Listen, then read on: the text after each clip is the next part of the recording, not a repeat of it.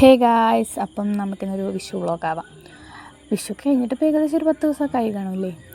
എന്തായാലും മടിയായിരുന്നു, video edit ചെയ്യാൻ ഭയങ്കര മടിയായിരുന്നു. അതാണ് സംഭവം ഇത്ര ലേറ്റ് ആവാൻ കാരണം. നമുക്ക് വിഷു കണി കാണുന്ന വീഡിയോ ഒന്നും എടുക്കാൻ പറ്റിയില്ല. അപ്പം കണി മാറ്റി വയ്ക്കുന്ന വീഡിയോ എടുത്തിട്ടുണ്ട്.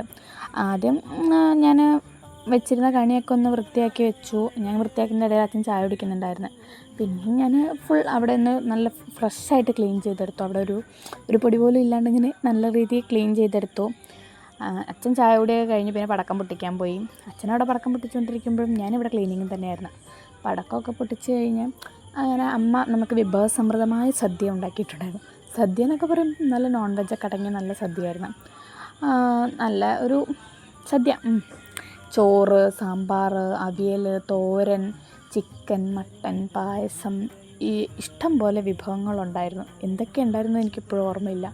ഇഷ്ടം പോലെ ഉള്ളതുകൊണ്ട് അങ്ങനെ എന്തൊക്കെ ഉണ്ടായിരുന്നതെന്ന് ഓർമ്മയില്ല.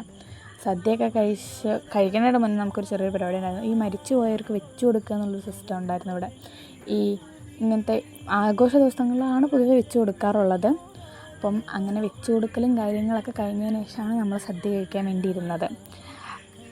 സദ്യ കഴിച്ച് ആ വെച്ച് കൊടുക്കലും കഴിഞ്ഞ സദ്യയൊക്കെ കഴിച്ച് ഒരു ഇച്ചിരി മാത്രമേ കഴിക്കാൻ പറ്റുള്ളൂ. എന്താണെന്നറിയില്ല, ഇച്ചിരി മാത്രം കഴിച്ച് പിന്നെ നമ്മൾ പടക്കമൊക്കെ പൊട്ടിച്ചു. പിന്നെ ഓൾറെഡി ഞാൻ വീഡിയോ എന്ത് ചെയ്തിട്ടുണ്ട്, പടക്കം പൊട്ടിക്കണതിൻ്റെ വീഡിയോ ഞാൻ ഓൾറെഡി അപ്ലോഡ് ചെയ്തിട്ടുണ്ട്. കാണാത്തവരുണ്ടെങ്കിൽ അതുകൂടി പോയി കാണാം. അപ്പോൾ അത്രയേ ഉള്ളൂ. ബായ്.